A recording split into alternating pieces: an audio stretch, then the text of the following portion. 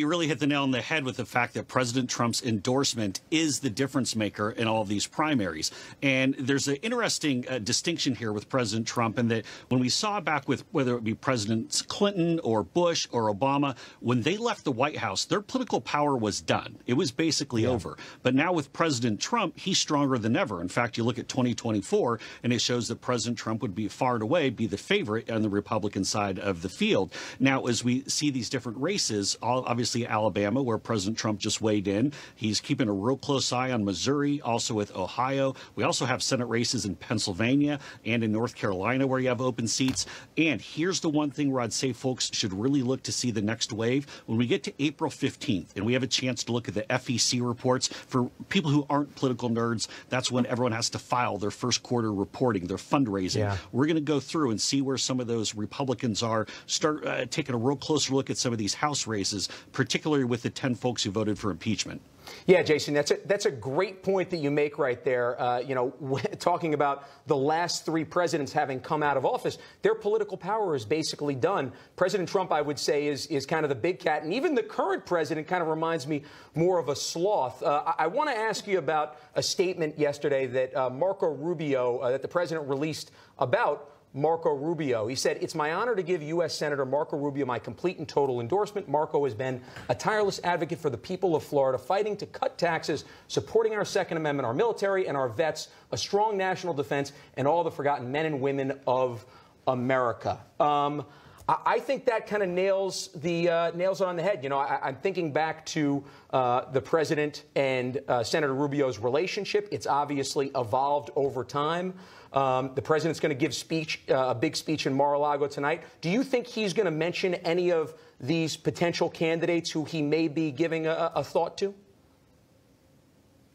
I wouldn't expect to see that tonight. I really think what tonight's going to be about is a reminder that we have to get back the House and the Senate in 2022. We've got to make sure we elect a Republican in 2024. Obviously, I'm biased to who I hope that will be if President Trump does decide to run again. But I also think you're going to see President Trump go after Joe Biden again in very strong terms with regard to the border, the woke corporate cancel culture. And here's the other thing, too. Keep in mind, this is the real distinction here, is the fact that everybody is going to Mar-a-Lago. Mar-a-Lago and Palm Beach, Florida, is the center of the Republican universe right now. That shows that President Trump is the biggest name in politics. You're going to hear President Trump talk a lot about populism. A lot of these policies that he helped pull the grassroots into the forefront and not listen to the Beltway insiders anymore. So populism will be a big key tonight in Mar-a-Lago. Well, Jason, one thing you mentioned there, you talked about woke cancel culture, and we know the president released a statement today about a couple days ago about Major League Baseball, Delta, Coca-Cola. You expect him to mention anything about that? What else can we expect on that? Yeah, that's another one I expect to hear the president mention tonight in Palm Beach. And part of the thing, I mean, think about the idiocy of this. So Stacey Abrams goes to the commissioner of Major League Baseball and says Georgia went past these quote-unquote draconian new voting laws. And so they moved the Major League All-Star game to Denver, which in comparison to Atlanta is lily white and has far more strict voting requirements. And it cost small businesses in Atlanta $100 million. So what would you rather have? Super woke or $100 million? I know what the businesses of Atlanta, many of them minority owned, would rather have. Yeah. No, you mentioned Mar-a-Lago. That is the place to be. In Florida, so many businesses have moved to Florida. So many people have moved to Florida because they've come from Democratic states. And you talk about President Trump talking about being a populist because you hear D.C., right? It's the swamp. I heard some other names today because people are just so upset with what's happening in Washington. Do you feel that President Trump is even more popular now than when he was in office?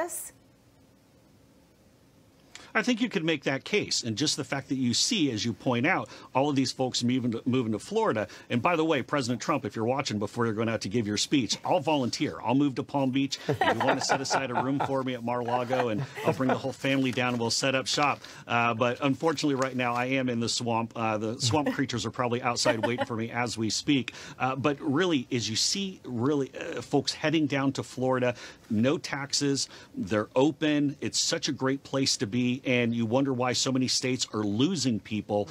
Boy, I tell you, there are a lot of states, whether it be Illinois or New York, that sure like to have a new governor right now. Yeah, I mean, that is absolutely right. It seems like Cuomo and de Blasio and probably all of the Illinois politicians are the realtor of the years down there. So talking a little bit more about what we can expect tonight. Obviously, the wall has been a major issue for the last 5 years. First, for the last 4 years with President Trump as he ran on it.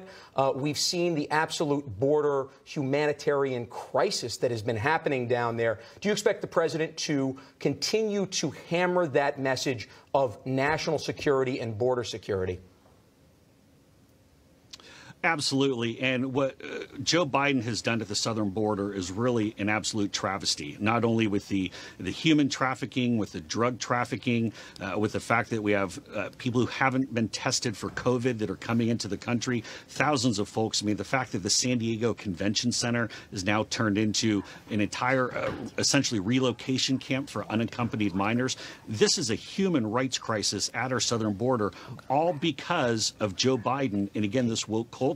When Joe Biden got up there on that debate stage for the Democrats and said he wants to give citizenship to 11 million undocumented folks, that's basically sending out via Western Union a telegram to everyone around the world, hey, come to our border. Don't worry about it if you have a pass to legitimately come in or not. We're going to let you in. And if you get here, then you get to stay. That's the message that Joe Biden sent. And one other thing I think you're going to hear President Trump make a point on tonight, he's going to hammer Joe Biden for the fact that he wouldn't even do a joint session address, or essentially what they call the State of the Union address in someone's first year. Yeah. And Joe Biden should be taking that opportunity to get up there and say, hey, if you come to this country and try to get in illegally, you're going to get sent back. That's what Joe Biden should be doing with this power he now has at the bully pulpit. Yeah, Jason, is the president going to mention the fact that President Joe Biden has not actually gotten up and given an address, a joint address to Congress? That's what I expect the president to say this evening, President Trump, that is. Yeah. I expect him to say that in his remarks. And I think he'll probably go even a little bit stronger and talk about some of the swamp creatures in Washington, what they're doing with H.R. 1, with trying to federalize our entire election system, which would be an absolute disaster. So you're going to hear some pretty tough words from President Trump. He cares about this country. He's passionate.